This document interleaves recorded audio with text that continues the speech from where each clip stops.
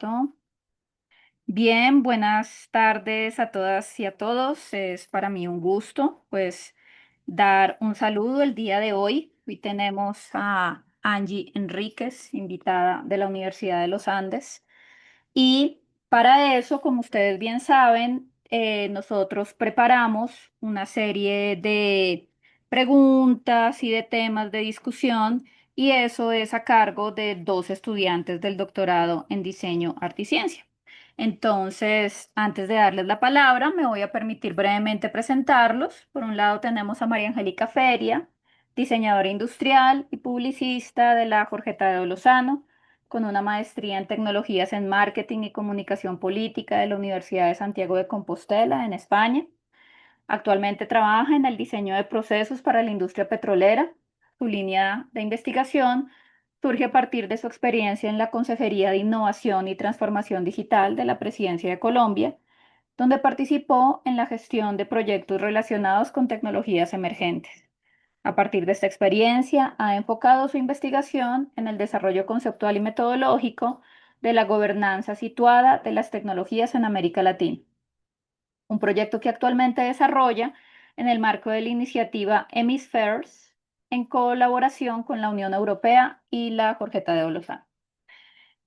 Por otro lado, tenemos a Juan Esteban Ocampo. Juan Esteban es artista e investigador, también es docente, magíster en estética de la Universidad Nacional de Colombia, con una tesis laureada sobre arte, tecnología y creación contemporánea.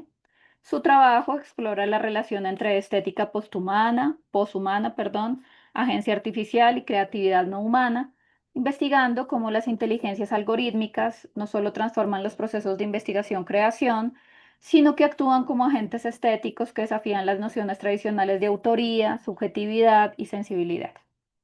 Es miembro honorario del Instituto de Estudios del Futuro de la Universidad de Boyacá, investigador activo, ha liderado proyectos en torno al arte digital, diseño especulativo, estética algorítmica, ha presentado su producción artística e investigativa en diferentes escenarios internacionales, como docente investigador en Medellín.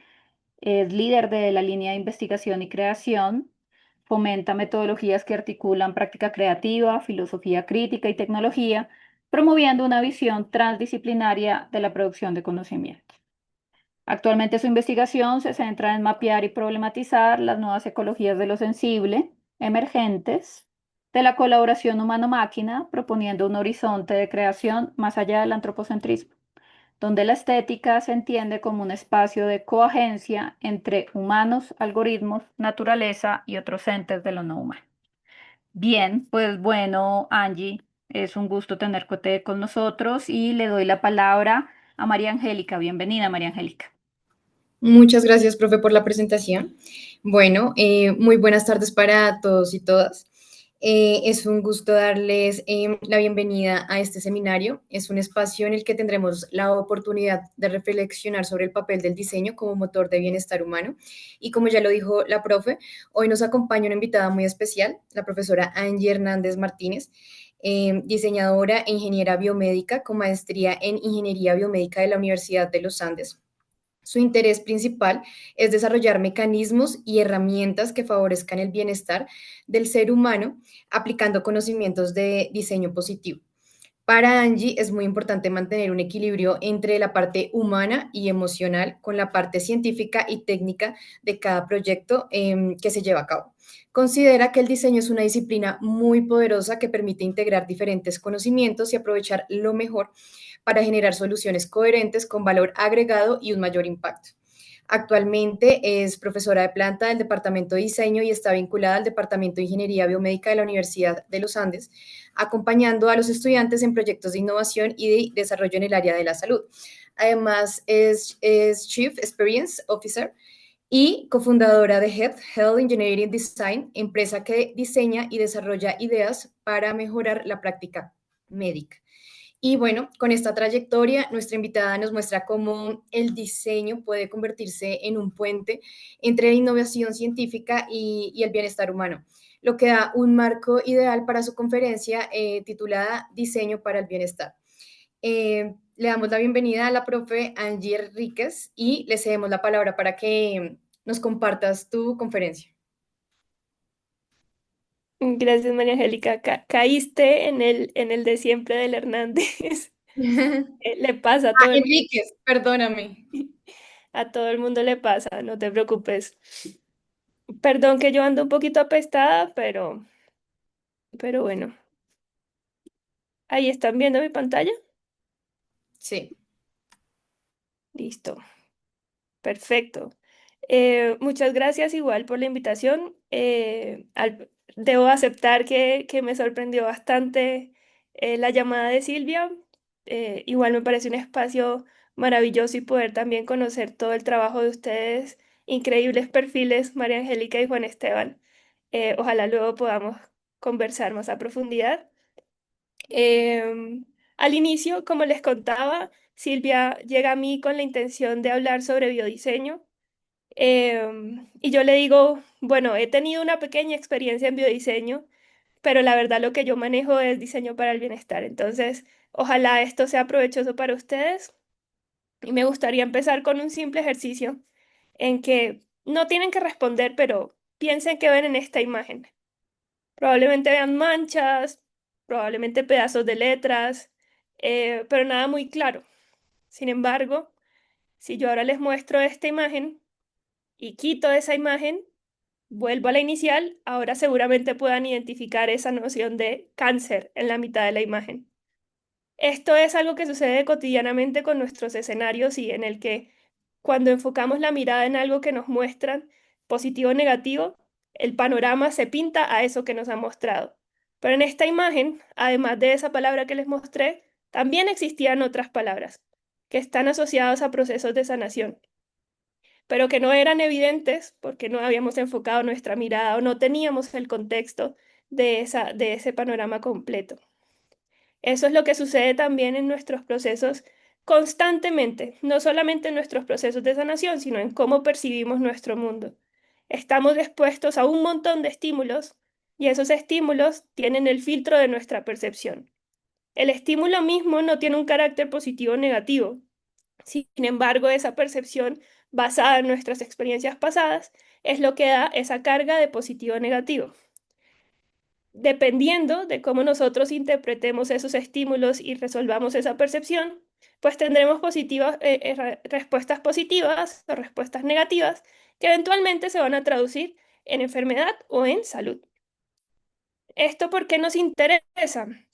Porque actualmente estamos en un mundo lleno de nuevos estímulos, de mucha inmediatez, de hábitos alimenticios un poquito complicados, unos más que otros, un estilo de vida agitado, un sistema de transporte en la ciudad que nos tiene colapsadísimos, y eso hace que haya una transformación, un cambio en las condiciones y enfermedades que tenemos actualmente.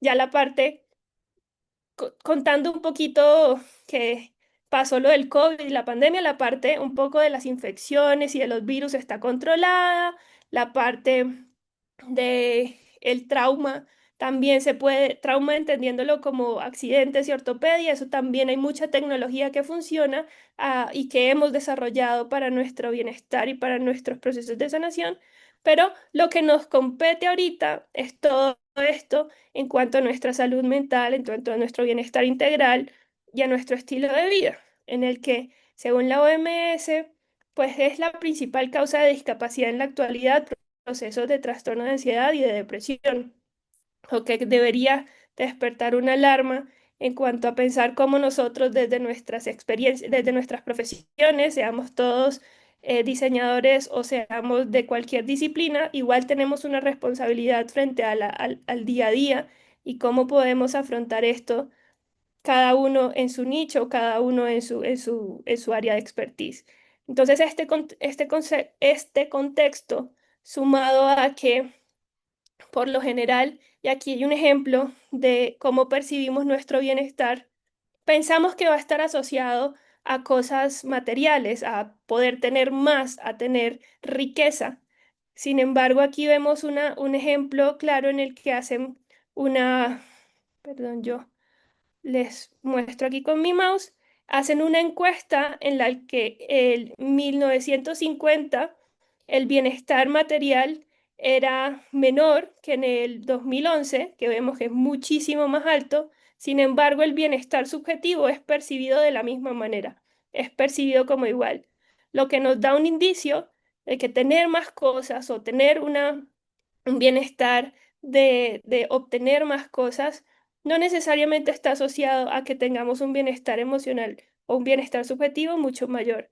Por supuesto, es mucho más fácil medir cuántas cosas nuevas tenemos y cuánto ha crecido nuestro poder adquisitivo en lo económico y en lo tangible que en lo emocional y en lo más subjetivo, pero definitivamente nos habla de que esas cosas que estamos creando no necesariamente están supliendo nuestro beneficio emocional y bienestar subjetivo.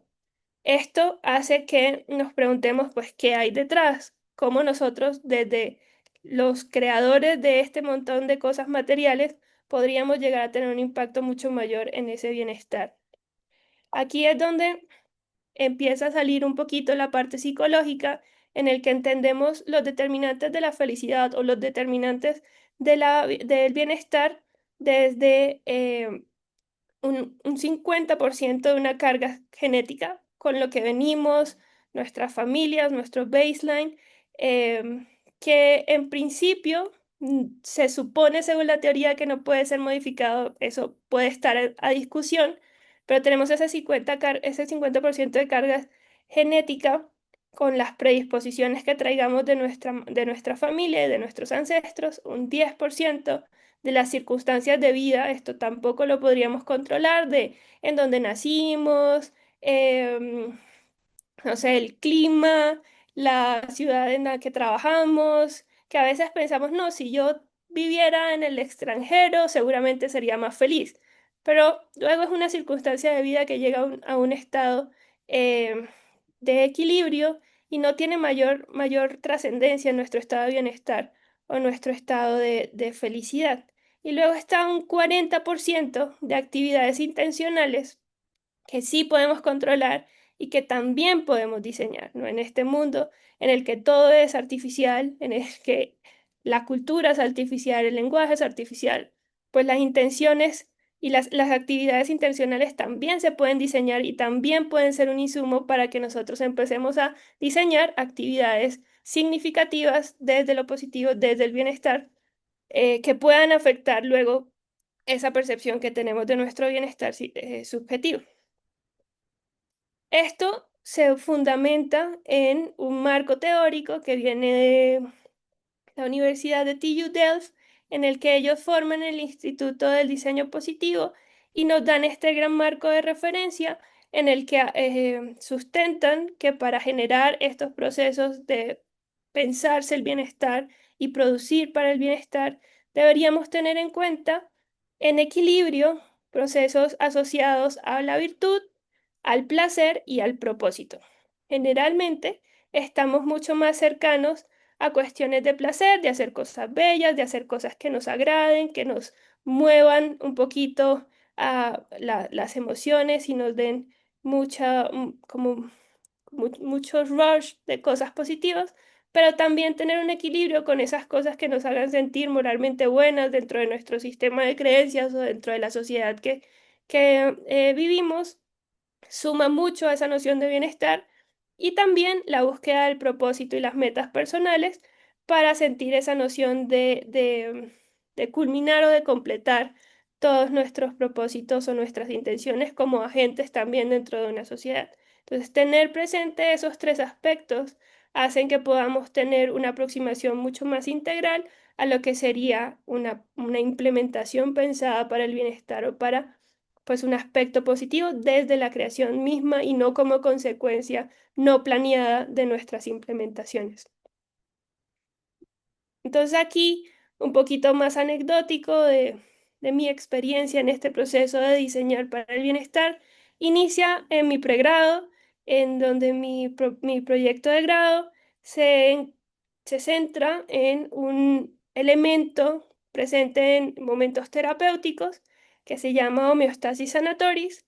Este elemento permite tener una conversación entre especialista, paciente y enfermedad a través de un montón de metáforas en el que la persona construye este elemento que es un filtro de agua y empieza el juego de las metáforas. Entonces, así como el agua tiene que pasar por diferentes filtros o diferentes obstáculos para ser filtrada, pues nosotros como personas también pasamos por diferentes circunstancias para llegar a ser más sabios, tener aprendizajes y poder superar diferentes circunstancias que luego nos harán mucho más integrales, por decirlo de alguna forma. Y este filtro era un espacio de reflexión en el que cada elemento tenía un significado y la persona decidía cómo construía ese filtro, haciendo alusión a la circunstancia que quería tratar o reflexionar o comentar. Lo único importante, lo único fijo aquí era el algodón que representaba la esencia de esa persona. Luego cada capa era independiente para cómo lo quisieran construir. El termómetro de ese proceso pues era la planta y su crecimiento.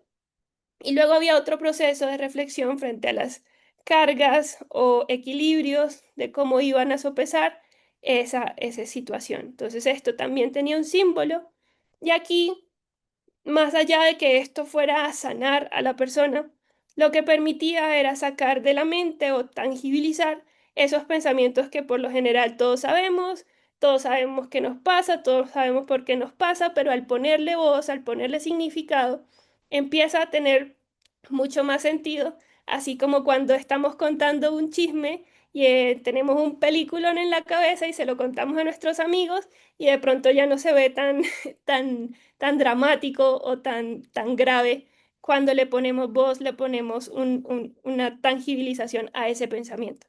Esto fue un espacio que pudimos probar con terapeutas y con pacientes que nos permitió entender cómo esas conversaciones generaban un proceso de autorreflexión que le daba oportunidad al paciente o la paciente o al terapeuta o la terapeuta a tomar acción frente a esas conversaciones que antes hubieran sido muy difíciles de obtener en un espacio terapéutico, en el que todo se vuelve un poco más clínico y mucho más técnico y mucho más funcional y se deja de lado esta parte del bienestar un poco más reflexiva, un poco más simbólica, que también suman a esos procesos de sanación en cualquier área pues, de la salud. Esto lo sumamos al análisis de otros proyectos que no son míos, son de otros diseñadores y son referentes para la investigación, en el que sucede esto mismo, que se ve la carga simbólica y de significado dentro de un proceso mucho más tradicional o clínico. Aquí, por ejemplo, tenemos Connect Play, en el que lo que se busca es un espacio de juego para niños que están en hospitales y que no pueden interactuar porque tienen una dificultad con su sistema inmune y deben estar aislados. Sin embargo, siguen siendo niños y el espacio de juego resulta ser, pues, muy importante en su desarrollo, en su crecimiento y en su bienestar. Entonces, este diseño permite seguir teniendo interacciones sin romper la parte funcional o la parte clínica, pero tampoco dándole una carga emocional negativa, sino de interacciones positivas en la que la barrera se vuelve parte también del juego y es un elemento que le suma a la experiencia y no que la limita. Este es otro ejemplo muy bello y de mis favoritos que se llama Tommy, que es un set de diferentes diseños de tatuajes temporales con un elemento para inyectar insulina. Estos niños, por lo general, tenían las marcas en donde se ponían esas inyecciones y pues al interactuar en un entorno infantil no es tan agradable, se puede llegar a estigmatizar y al hacer esta transformación con una intervención de diseño, ahora se vuelve un tema de conversación mucho más interesante, incluso que genera admiración, en el que ahora tienen una decoración en su cuerpo que les permite tener los espacios para hacer sus inyecciones de forma delimitada, limita también que repitan en un mismo punto y pues es un elemento decorativo que es mucho más agradable a la narrativa también de estos niños en su experiencia cotidiana. Tenemos aquí otro ejemplo en el área de la salud de Firefly Phototherapy, que es un ejemplo muy bonito y si alguna vez pueden ver el TED Talk de este ingeniero, porque es un ingeniero del MIT, hablando sobre el proceso de desarrollo de este proyecto, sería súper recomendable. Aquí ellos empezaron con una idea distintísima de querer hacer una incubadora para fototerapia en países en vía de desarrollo.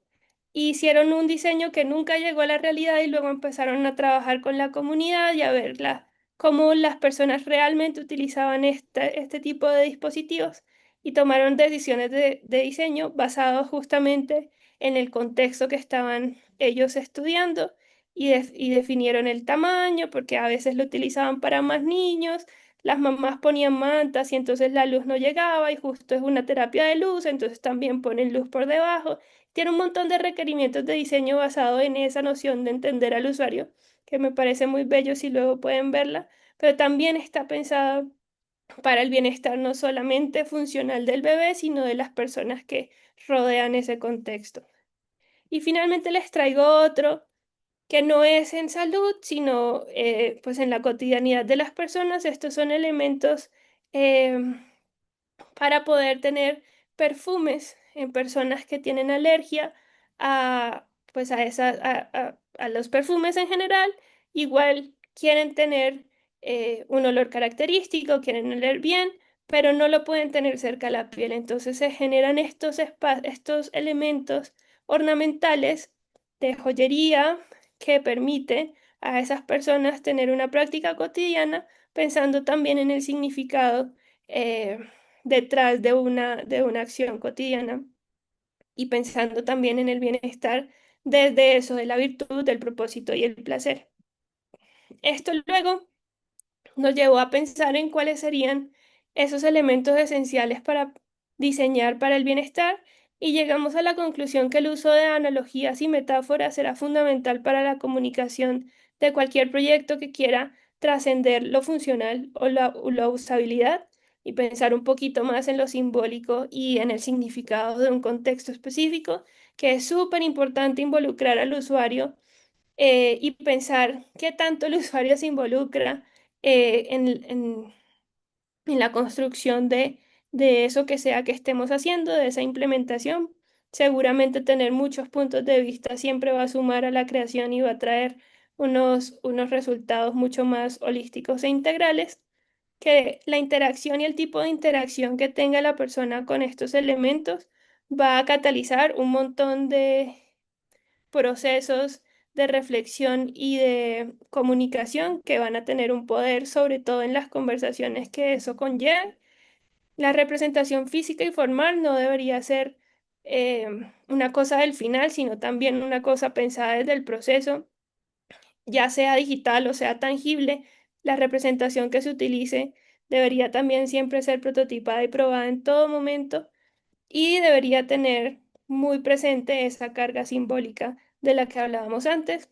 Y esto más asociado a procesos de salud o de sanación que deberíamos cuestionar eh, si, si nuestra intención está en un resultado o si más bien enfocamos el énfasis en el proceso de ese camino de la sanación o del recorrido a ser personas mucho más sabias y mucho más integrales. Esto me llevó luego a tener la oportunidad de hacer mi maestría en ingeniería biomédica y como ya había tenido la experiencia de probar el producto que hablamos ahorita, de Homeostasis Sanatoris, con personas en contexto controlado, dije, esto sería muy chévere sacarlo del mundo esotérico y de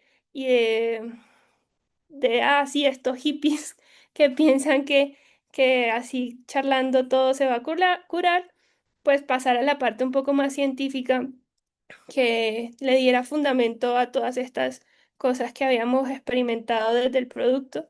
Y realizamos un experimento en modelo de pesebra. Ese modelo de pesebra se usa un montón en estudios de comportamiento pues desde neurociencias.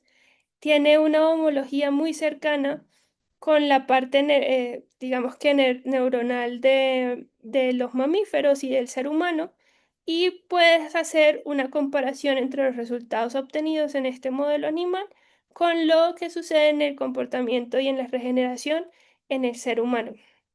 Además que por ser un modelo animal pequeño, pues implica bajo costo, manejo de espacio relativamente fácil de manipular y pues es bastante conveniente para la cantidad de animales que se requieren utilizar. Específicamente este animal, que es el pez cebra, tiene la capacidad de regenerar tejidos, lo que era una medida bastante interesante para demostrar esos procesos de sanación a través de la regeneración. Aquí se hizo pruebas con peces que estuvieron expuestos a estrés y peces que estuvieron en condiciones estándar y probamos el comportamiento y también, como les decía, la regeneración. En cuanto al comportamiento, vimos que los peces con estrés tenían una tendencia a irse cerca de las paredes, que esto se denomina tigmotaxis, lo que era un signo notable de ansiedad y de búsqueda de protección con ese contacto con las paredes. Aquí pasamos rapidito esta parte más técnica y les muestro también resultados de la parte de regeneración en el que vemos aquí una comparación ya no solo de peces estresados y no estresados, sino de peces estresados jóvenes y peces estresados adultos, en el que vemos que la regeneración de los peces adultos fue mucho más lenta, sin embargo, sí regeneraban completamente su tejido y al compararlo también con los peces digamos que en condiciones de control, pues la regeneración fue mucho más efectiva en estos peces que no tenían estímulos de estrés y la calidad del tejido también era diferente. Entonces aquí pudimos ver cosas bien interesantes en el que los peces más chiquitos, así como cuando somos adolescentes, tienen un comportamiento mucho más errático que los adultos, que en el comportamiento son mucho más resilientes, mientras que los adultos, en cuanto a la regeneración, por ejemplo, nuestros abuelos cuando se caen y se rompen la cadera, es un proceso de sanación mucho más lento en comparación a los jóvenes. Sin embargo, en ambos grupos, jóvenes y adultos, las condiciones de estrés limitaban y hacían mucho más difíciles estas condiciones. Y no es secreto para nadie que el estrés afecta justamente procesos de sanación y de comportamiento, pero tenemos ahora una noción mucho más tangible y comprobada y científica de poder hablar de estos procesos y ya no tanto desde lo esotérico o desde lo intuitivo. Además de esto, pues como les mencionaba María Angélica, hace 5 años fundamos una compañía para diseñar para la salud en el que hemos empezado a generar procesos de co-creación con especialistas, pacientes y cuidadores. Y esto me parece importante traerlo a colación porque la noción de innovación es muy determinante a la hora de pensar en el bienestar. Y eso porque la innovación y la invención no necesariamente son lo mismo. Y aquí me parece muy, muy pertinente mostrarles un ejemplo que a mí me parece comiquísimo en cuanto a invención. Bueno, ya les muestro el ejemplo. Porque la innovación es todo cambio, no solo tecnológico, basado en conocimiento, no solo científico, que aporta valor, no solo económico. Y como venimos hablando, es importante también que esa noción de valor esté cobijada por la noción de propósito, la noción de placer y la noción de virtud. Entonces aquí está el ejemplo que les muestro. Esto es una patente otorgada que es una camilla para partos en el que mediante una centrífuga la mamá va a dar vueltas y esta persona, muy seguramente hombre, aseguraba que con la fuerza centrípeta iba a salir el bebé, iba a quedar en esta malla agarrado el bebé y pues este iba a ser un parto fabuloso, cero traumáticos, pero es un invento real, es un invento que alguien pagó por tener una patente, eh, que ahí se quedó seguramente. Estoy muy segura, si aquí hay madres, por favor, luego me dirán si estarían dispuestas a montarse en esta máquina para tener un parto dando vueltas. Eh, probablemente no, pero es un invento y existe. Sin embargo, la innovación puede ser tan simple como un palito baja lenguas, en el que alguien tenía una necesidad y en un elemento muy sencillo o muy simple cumplía su función para no estar en contacto con saliva o simplemente para hacer un helado también.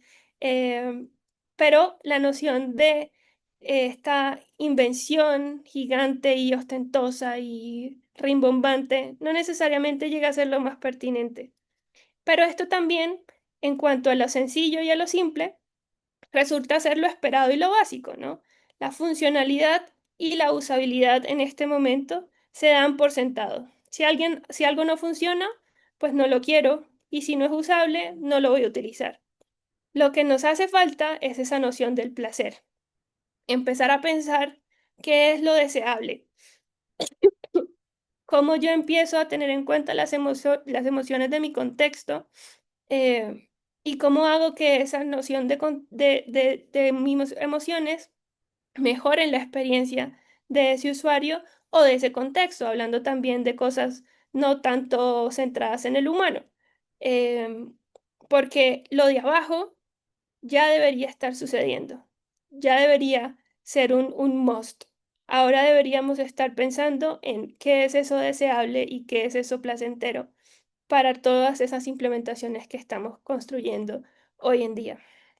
Entonces, aquí es donde el diseño positivo plantea que es importante tener un balance entre esos tres ejes de la virtud, el placer y el propósito, para tener también un efecto a largo plazo que ayude a promover estas nociones de bienestar y de florecimiento humano, teniendo en cuenta siempre a las personas, usuarios o entes, perdón, que vayan a ser pues el centro de esa implementación, y entender que cada uno de esos actores pues, tiene intenciones distintas y hay que enfatizar en los ingredientes de esa implementación, lo cual debería ser implementaciones personalizables y flexibles en esa modificación de sus elementos, que la participación activa de ese usuario, de ese actor, es fundamental porque hay que hacer a las personas responsables de su propio bienestar y no como una responsabilidad de algo ajeno, de un médico o de una familiar o de una pareja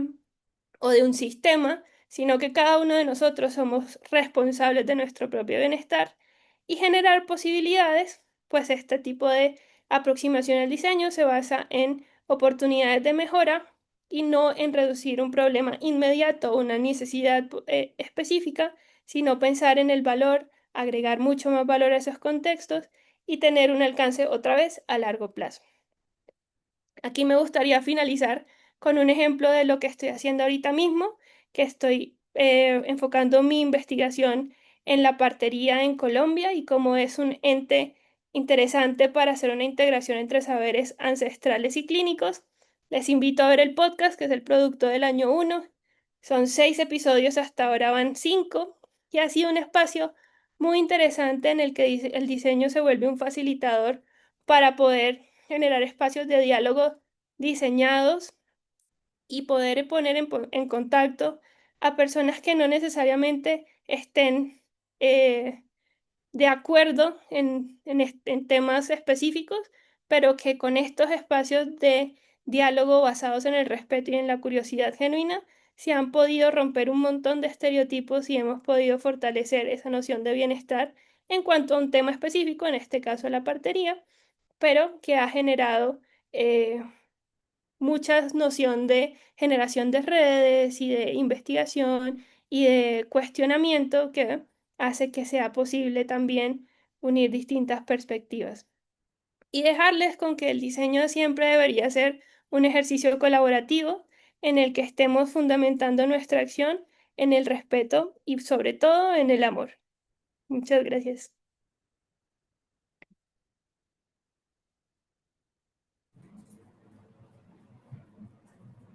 Angie, muchísimas gracias.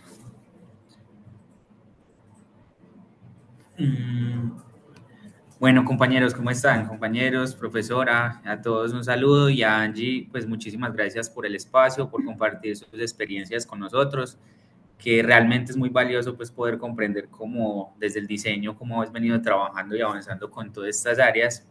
Entonces, digamos que también basado un poco en las lecturas recomendadas y escuchándote un poco respecto a tus procesos, hay una pregunta que particularmente pues, nos ha generado un especial interés Y es que digamos que la duda va en función a cómo, si bien lo simbólico, ¿cierto? El uso de metáforas, analogías como una forma de llegar al paciente y hacer al paciente o poner al paciente, digamos, en una posición participativa, también está como la cuestión sobre, si bien el énfasis en lo simbólico es importante, cómo lograr entender eso no desde un lujo estético, ¿cierto? No entender cómo esa serie de metáforas, la relación con los artefactos, el diseño y todo lo que allí se presenta, cómo entenderlo no desde ese lujo estético, sino como una necesidad real de cuidado, ¿cierto?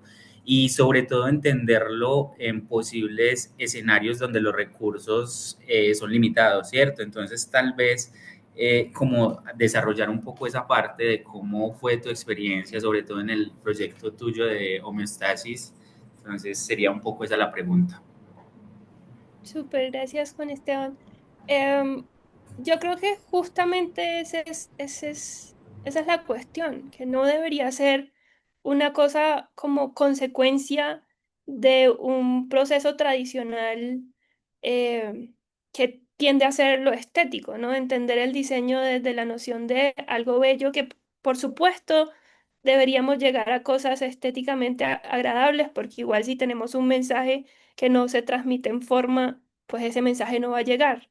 Pero aquí lo importante del aspecto simbólico es justamente que como seres humanos, todo tiene una carga simbólica. Y no implica una inversión en materiales extravagantes o tecnología lujosa, sino en entender los lenguajes propios del contexto en el que estamos trabajando. Puede ser que para, esto es un ejemplo yo no lo viví directamente, pero una de mis estudiantes que está trabajando también en partería lo consultó con una partera en Tanzania. Allá la maternidad respetuosa implica que le peguen cachetadas a las madres. Y está perfecto, y en ese contexto eso es una maternidad respetuosa. Aquí no tanto. Aquí, para el mundo clínico, la maternidad respetuosa podría ser que no muera mi paciente, porque está visto también la visión desde la patología y de que tengo que mantener la vida. Pero en comunidad, en territorio, en el Pacífico, de pronto la maternidad respetuosa es que yo tenga un caldo de gallina ahí servido para toda mi familia y para la parturienta. Entonces, sobre todo la carga simbólica viene de entender los lenguajes propios del contexto en el que estamos trabajando. Y eso es súper subjetivo, igual que el bienestar subjetivo, porque la noción de bienestar también tiene distintas definiciones, entonces está muy ligada al sistema de creencias propios de esa comunidad y a la carga un poco ya si nos metemos en el tema de la virtud, a la parte del moral y que hace que yo sea una buena persona. Otra vez, muy situado en un contexto específico. Entonces, ¿cómo podemos potencializar digamos que esta parte más teórica es incluyéndola en nuestro proceso de creación desde el principio y desde la investigación misma, no como una cosa final que resultaría en una capa mucho más superficial o una capa mucho más de la traducción de mi investigación en algo? Sí, bien, puede funcionar, pero es mucho más poderosa si desde el inicio yo estoy cuestionando cómo existen eh, estos sistemas de creencias y estas redes que generan lenguajes específicos y que le dan carga simbólica a una cosa u a otra en pro del bienestar de ese lugar muy, muy situado. Sobre todo también involucrar a las personas que estén eh, directamente implicadas va a hacer que tenga sentido esa carga simbólica. Entonces, yo creo que lo importante es empezar a buscar herramientas y metodologías que nos hagan pensar en estos temas desde el inicio de nuestros proyectos. Mm, y bueno, luego podemos charlarlo más, pero esa también es como una de nuestras intenciones en el semillero de diseño inspirado en las emociones, que tenemos en la Universidad de los Andes y es empezar a generar esas herramientas que nos ayuden a delimitar proyectos o generar espacios de creación teniendo estos temas presentes.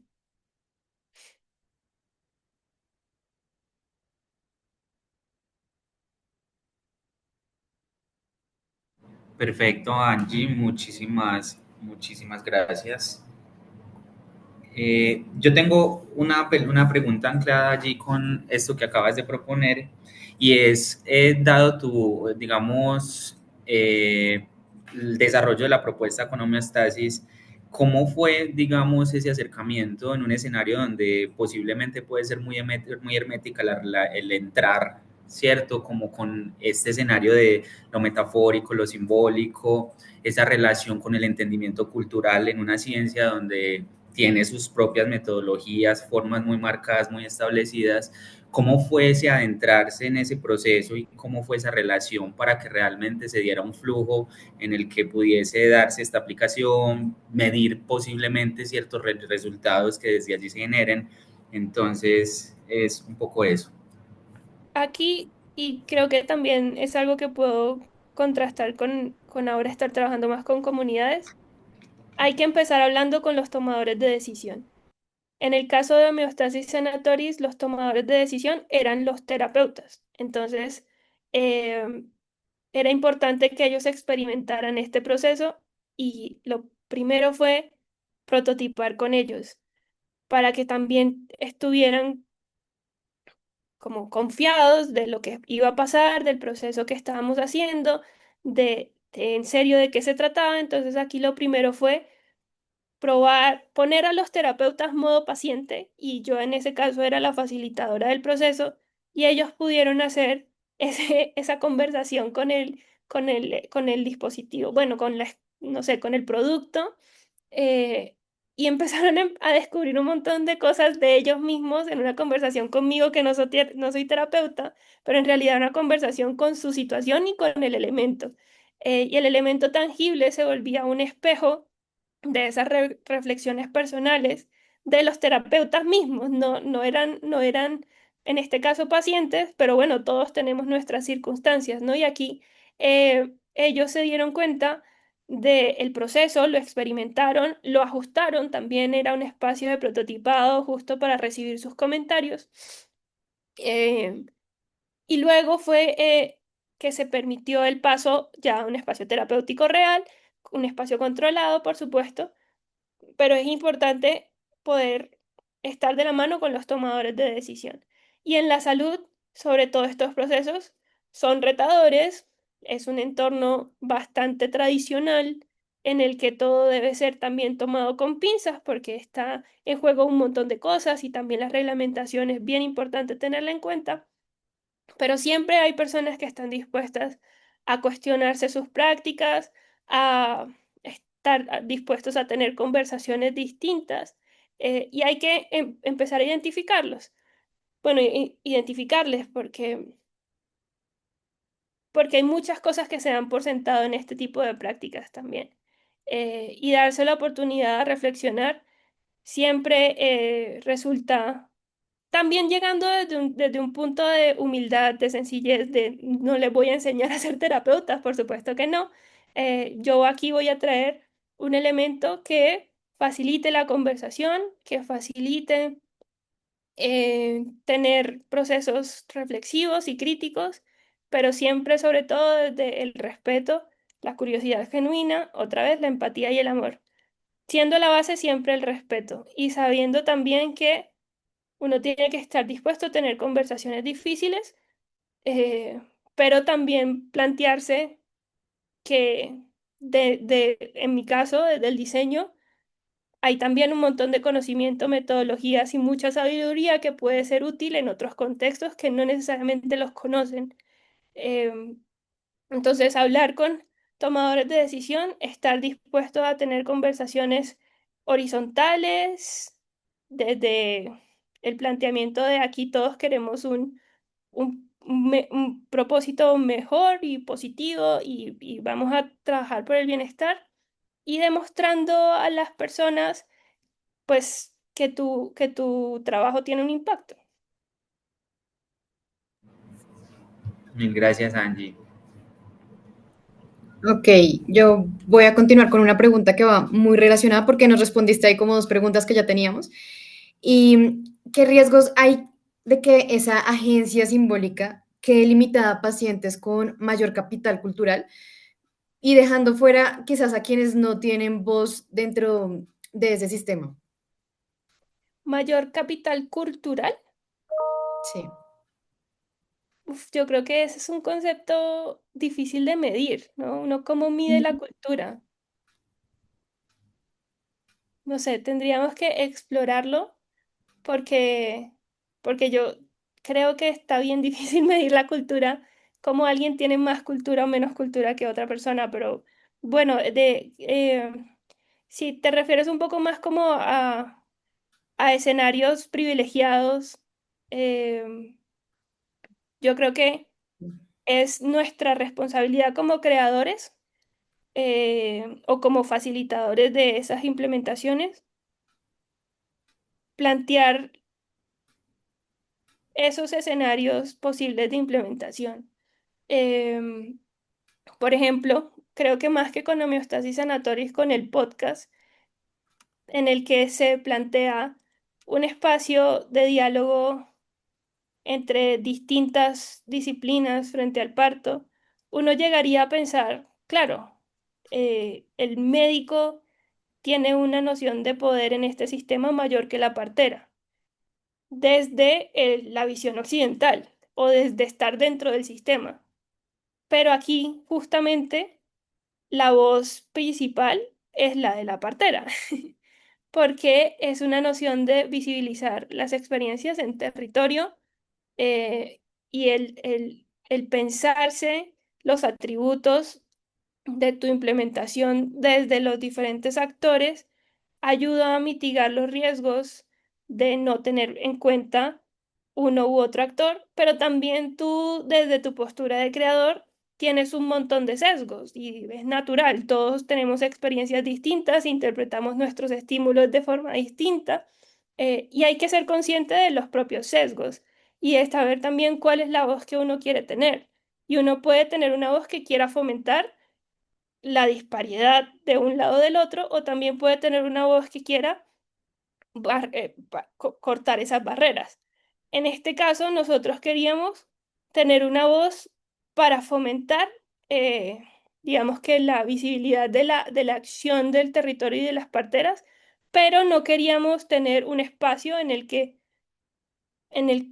favoreciéramos la voz de la partera. Queríamos un espacio horizontal, otra vez, en el que la jerarquía no fuera importante y eso otra vez se diseña, en el que se presenta a las personas, por ejemplo, por su nombre, no por su título, en el que no se plantea una pregunta establecida de un lado del otro, sino que los actores mismos son los que se preguntan. Entonces, puedes pensar en los atributos que quiere tener tu implementación, sea producto, sea servicio, sea estrategia, conociendo otra vez los lenguajes de cada uno de esos actores, las experiencias de cada uno de esos actores, identificando también por qué hay barreras y por qué hay distintas eh, no, como aproximaciones a lo que sea que te interese y cómo tú puedes ser ese puente que o potencialice la barrera o la rompa o traiga una escalerita para poder generar ahí una intervención en pro del bienestar.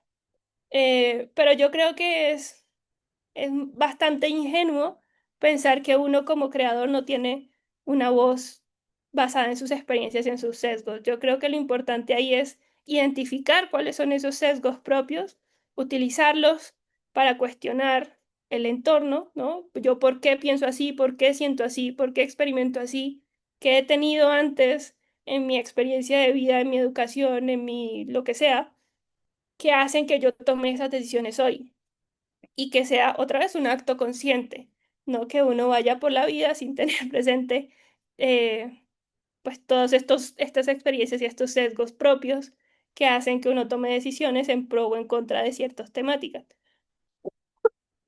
Entonces diría que primero siempre pues tienes que analizar tu propia voz. Y a partir de analizar esa propia voz, entender cómo te estás aproximando a ese contexto. Y luego tomar una decisión consciente de qué quieres hacer con esa información. Ok. Muchas gracias, Angie. Angie, de nuevo, tengo como otra duda adicional. Pensando en todo lo que nos has venido planteando y como todo el escenario que nos estás comentando, de alguna manera se puede plantear que el rol del diseñador pues ya ha tenido como un cierto viraje que ya no es solo a nivel técnico, ¿cierto? Sino que pensando en todo lo que tú mencionas, tiene como un cierto condicional de mediador cultural y emocional, ¿cierto? Entonces, ¿cómo crees que esa redefinición del rol, ¿cierto? ¿Cómo crees que esa redefinición del rol del diseño trastoca como la formación, la práctica y la responsabilidad como en un futuro? En todo sentido, yo creo que los diseñadores tenemos superpoderes. Eh, Mm, y superpoderes en otra vez poder hablar muchos lenguajes y poder en poco tiempo más o menos volvernos expertos en lo que queramos porque tenemos las herramientas y las metodologías para hacerlo. No necesariamente tenemos que ser expertos en todos, también es válido ser generalistas, ¿no? Como saber un poquito de todos lados, pero definitivamente podemos hablar múltiples lenguajes y hacer como de bisagra en un equipo de múltiples disciplinas. Mm, en ese sentido, creo que la parte ética y de responsabilidad social y de responsabilidad en general es altísima, ¿no? Viéndonos a esto de un gran poder conlleva una gran responsabilidad, creo que como diseñadores, perdón, tenemos un gran poder y es importante que seamos muy responsables porque lo que sea que nosotros hagamos desde desde la esencia de la práctica está pensado para que tenga un impacto. Perdón. O sea, nosotros existimos justamente para generar cosas que generen algo en los demás. Em, entonces, otra vez cosas siendo productos, estrategias, lo que sea, ¿no? No solamente algo tangible. Entonces, tener una formación primero en valores y después en calidad técnica, creo que es la base de poder tener una acción responsable en lo que sea que hagamos. No necesariamente nosotros tenemos que ser expertos en cada una de las etapas del proceso. Por supuesto, es pertinente invitar a personas específicas para cada momento, pero seguramente nosotros vamos a ser esa voz constante en todo el proceso. Entonces, deberíamos ser capaces de llegar a comunidades, a personas, a territorios con una visión responsable y respetuosa. Deberíamos poder crear y traducir esa investigación en proyectos que aporten valor y deberíamos poder contratar proveedores o técnicos o especialistas o expertos que vayan acorde con esa visión que tenemos como del proyecto que nosotros estamos gestando. Entonces, sí es bien importante que nosotros seamos cuidadosos del efecto que va a tener nuestra implementación en todo momento y no que sea una consecuencia que no se diseñó. Esas consecuencias deberían estar diseñadas y deberían estar diseñadas desde una formación en valores y, insisto, y creo que es como mi lema de los últimos años. Todo debería estar fundamentado en el respeto y el respeto no es negociable. La interacción sí, pero el respeto no. Y no debería ser confundido el respeto con la admiración, ¿no? La admiración se construye y sí depende de lo que el otro haya hecho y de toda su trayectoria, pero el respeto no.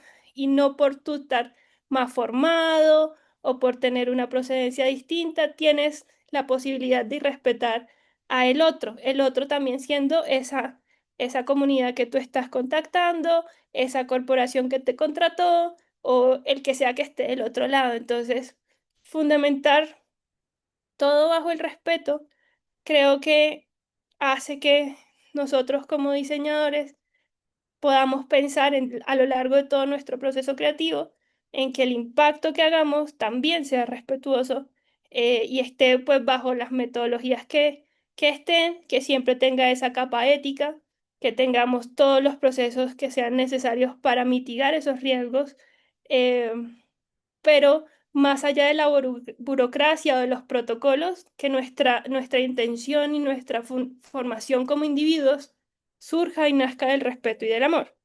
Y eso va a limitar o va a condicionar un montón de cosas, de los riesgos y de las posibles consecuencias negativas, porque estás contemplando al otro y estás contemplando el contexto. Entonces, pues para resumir, diría que sobre todo fundamentar nuestra práctica en el respeto, entendido como algo que no es negociable. Angie, muchas gracias. Te quería conectar eso último que acabas de decir, que es un tema como muy ético. Hay algo que dialogamos bastante en ese tema y es cómo se puede enfrentar esa tensión ética de usar animales como en ese caso el pez cebra en una investigación científica y reconociendo que son seres sintientes y qué papel podrían jugar las tecnologías de simulación para reducir esa dependencia. Ujú. Ciertamente es un tema controversial y que yo no manejaba antes de trabajar peces o animales, pero uno estando adentro se da cuenta de que uno es el que más ama a ese ser y el que más lo cuida y el que más lo protege. Eh, Hay un montón de protocolos que uno tiene que pasar antes para poder llegar a hacer experimentos con animales. Y también hay una decisión propia. Por ejemplo, el protocolo de estrés que estaba en la bibliografía era muchísimo más fuerte y tenía estímulos que a nosotros nos parecía que pues no era necesario. Eh, Así que también tomamos una decisión de cuáles sí utilizar y cuáles no utilizar.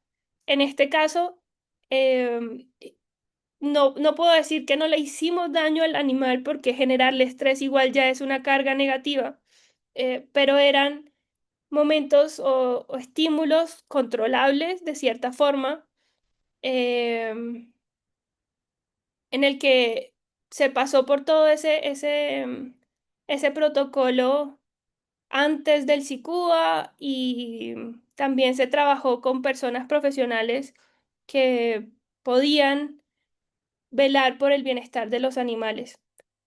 Entonces, pues estoy de acuerdo con que es controversial, pero también creo que se puede hacer de una forma en la que se limiten los daños que puede haber para los animales. Muchas gracias, Angie, por la aclaración. No sé, María, ¿les quedan más preguntas a María y a Juan? Tengo dos preguntas que quisiera hacerle a Angie, si es posible. Yo solo tengo una más. Dale, dale, dale, no hay lío. Que era relacionado con ese tema como de medición y validación. No sé, tú hablas como que se asume desde no recuerdo bien el término, felicidad subjetiva, Bienestar. no sé, bienestar subjetivo. ¿Es posible construir una metodología híbrida que combine biomarcadores con narrativas culturales y testimoniales para evaluar el impacto del diseño simbólico? O sea, saber que el diseño que se está realizando, hasta qué punto impacta en el campo de la salud, esos biomarcadores. Y lo relacionaba con qué tensiones epistemológicas surgen al mezclar ese tipo de métricas positivas con relatos fenomenológicos. Sí, ciertamente sí se puede, porque como hablábamos, este estímulo que tú percibes genera en ti un montón de respuestas fisiológicas que son medibles. Entonces, 100% sí se puede conectar eso más descriptivo y cualitativo con lo cuantitativo. Al revés, sí, bueno, las dos. Em, Porque esa parte más simbólica y esa parte más narrativa es lo que te está dando el filtro para reinterpretar ese estímulo que tú estás percibiendo. Y al poder hacer esa transformación de narrativas, va a haber una percepción distinta que va a ser va a desencadenar procesos fisiológicos distintos. Entonces, digamos que volviéndonos muy técnicos, en tu carga genética está toda la información.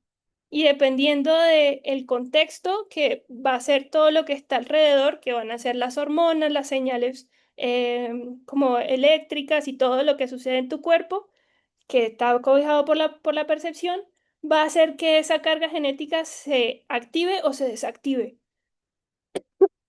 Entonces, todo eso se puede medir de una u otra forma, de formas más profundas o más superficiales, pero se puede hacer una comparación. Que claro, al ser nosotros pues tan multivariables, tendríamos que ver muy bien en qué contextos vamos a medir esas métricas, porque pues puede ser que haya sido por el cambio de narrativa o puede ser por la alimentación que tuviste, ¿no? Entonces también toca ver muy bien cómo se va a hacer el experimento, qué se quiere medir, pero sí o sí hay una relación entre eso que sucede afuera con eso que sucede adentro y lo que sucede afuera está mediado por el cerebro. Entonces, o bueno, lo que sucede afuera interpretado por lo que sucede en el cerebro hace que cambien cosas adentro. Como sucedía en la imagen del cáncer, ¿no? Si nosotros tenemos esa información previa, ahora lo vemos así, pero eso no ha cambiado el estímulo, no ha cambiado la realidad, sino cómo nosotros estamos interpretándola. Y eso también hace un efecto fisiológico. Entonces, sí es posible, es probable generar, digamos que este tipo de mediciones desde lo simbólico o lo subjetivo y lo más, digamos que duro de las ciencias más básicas y biomarcadores 100%. Pero tocaría ser muy riguroso con las cosas que se están midiendo. Igual este tipo de experimentos se hacen mucho en la parte de neurociencias y de psicología. Entonces, pues sí, es un mundo por explorar. Muchas gracias, Angie. Bueno, Angie, muchísimas gracias por aceptar la invitación y por tu generosidad con el conocimiento, con toda tu experiencia. Yo, pues me quedan muchas preguntas, pero quisiera como concretarla en dos sobre el proyecto que estás llevando a cabo ahora, sobre partería, que me parece supremamente interesante. Y quisiera, si es posible, que nos cuentes cómo llegan a ese formato, o sea, cómo se termina tomando la decisión que el podcast es el formato más adecuado para abordar. Si nos puedes narrar si se hizo algún prototipado antes, como se intentó con otros formatos hasta que se llegó al prototipado, perdón, al podcast como formato. Bueno, sí, Y dale, dale. no, no, No, no, no, dale, dale, dale. es que justo es una intención que nace de la comunidad. No fue de diseñadores hacia abajo de, miren esto tan lindo el podcast, sino fue una intención que nace de la comunidad en el que ellos quieren preservar su conocimiento, que es un conocimiento que por tradición se ha compartido de forma oral. Entonces, para involucrar a las nuevas generaciones y para ser fieles también a su forma de comunicar el conocimiento, su intención primera es nosotros queremos hacer un podcast. Em, y llega a nosotros esa intención antes de que nosotros entremos a la investigación de la partería y a todo. Entonces, es como la intención primera en cómo nos contactamos y luego, bueno, sí, un podcast, pero un podcast cómo, un podcast de qué, un podcast con qué voces, y ahí empieza el proceso de diseño. Ok, ya claro. Entonces es desde el mismo interés de la comunidad. Sí. Ok. Y pues está en ejecución el proyecto, o sea que no podríamos hablar pues de un proyecto finalizado, pero ¿cómo se ha pensado hacer la evaluación? O sea, ¿cómo han pensado evaluar los productos? Si se va a aplicar un protocolo desde el diseño, que sería como, no sé, estándares de usabilidad, en fin, o si se ha pensado un ejercicio de evaluación diferente. ¿Dices del podcast o de toda la investigación? De toda la investigación, incluyendo podcast, obviamente. Sí, digamos que esta es una agenda de investigación a 3 años. Este Ok. fue año 1. Ah, Eh, la intención es luego poder también expandirnos a otras comunidades. Hemos estado en conversaciones con eh, comunidades en Valledupar y comunidades en Quibdó, en el que también se dan estos escenarios en el que la integración de saber ancestral con mundo clínico ya tienen una semilla y están germinando muy bien, y entonces entraríamos nosotros a ver cómo podemos potencializar eso. Em, pero digamos que la medición sería muy hacia definir qué significa impacto tanto para mundo clínico como para mundo ancestral. Y sobre todo yo creo que el mayor impacto en el caso del podcast es poder generar conversaciones y romper estereotipos de lado y lado. El que al finalizar cada capítulo quieran tener el contacto del otro, en que al finalizar cada capítulo digan yo pensaba que era diferente, y que al finalizar cada capítulo se den cuenta que que el interés es el mismo, y en este caso es el bienestar de madre y bebé. Eh, pero algo más, digamos que científico y estructurado todavía no se ha determinado. no, pero está perfecto.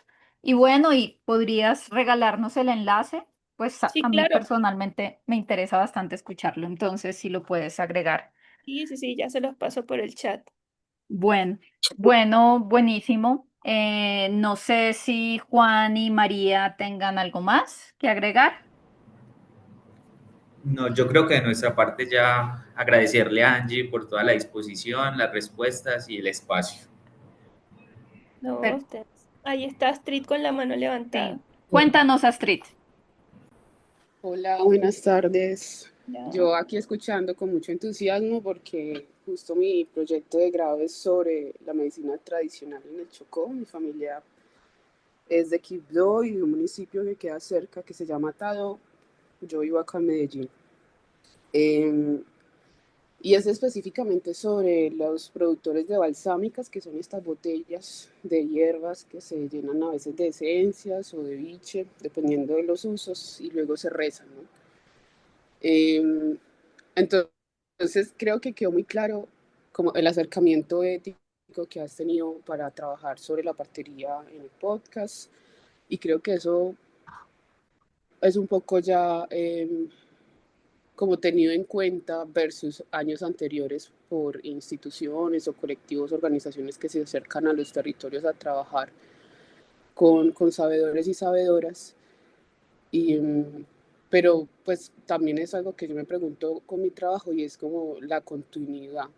Ya hay como mucho, mucho proceso sobre cómo establecer espacios de acercamiento respetuosos, horizontales, sin pensar a las comunidades o a los sabedores como informantes meramente y no como productores de conocimiento.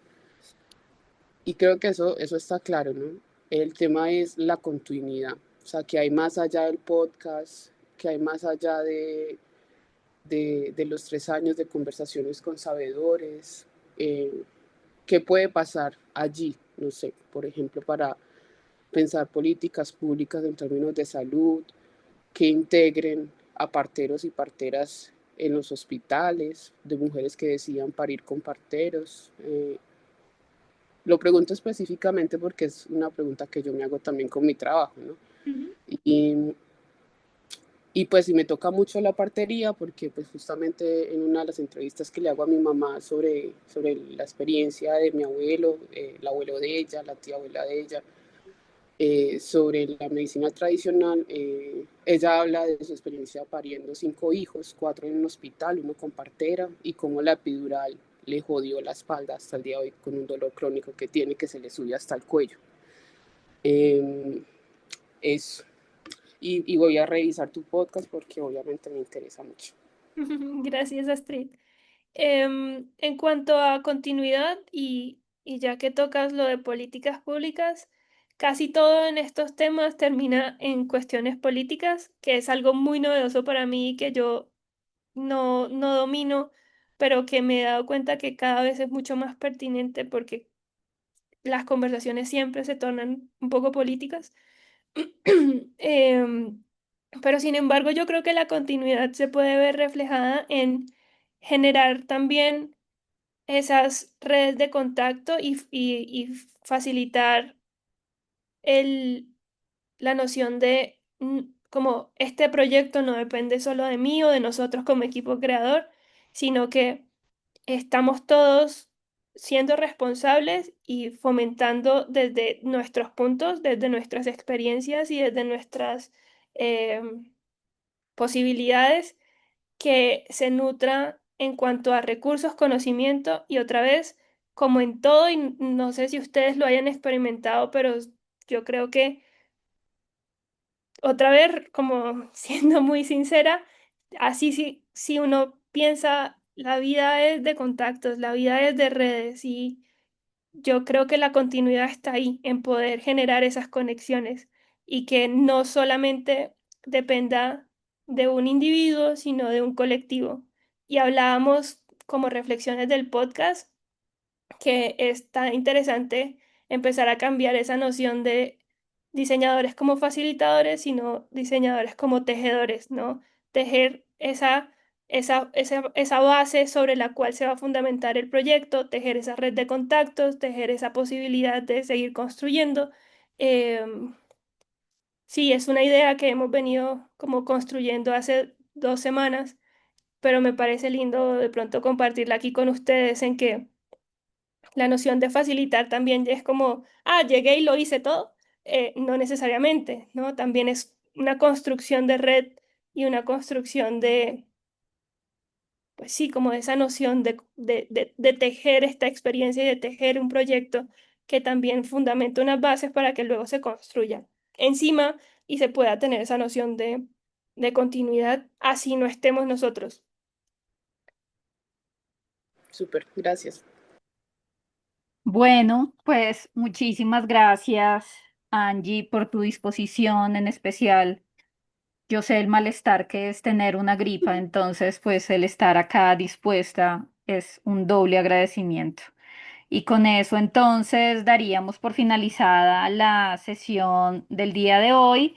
Les recordamos que la semana entrante no tenemos sesión porque estamos en semana de receso, es decir, volveríamos a tener sesión en 15 días. Tenemos como invitados al equipo del Jardín Botánico que nos va a hablar de todos sus procesos alrededor de la biofilia. Les agradecemos nuevamente muchísimo a todos por su asistencia. Entonces, bueno, Angie, esperamos que el contacto se mantenga y ojalá en un futuro te tengamos escuchándote sobre los resultados del proceso sobre los parteros. Dejamos en el chat el enlace al podcast que pues promete ser supremamente Es, interesante. por si acaso es video podcast, también Ah, está en buenísimo. YouTube, está en Spotify y en YouTube. Buenísimo, buenísimo. Bueno, muchas gracias. Y con eso entonces, pues nos despedimos. Que tengan una excelente semana. Gracias. Gracias.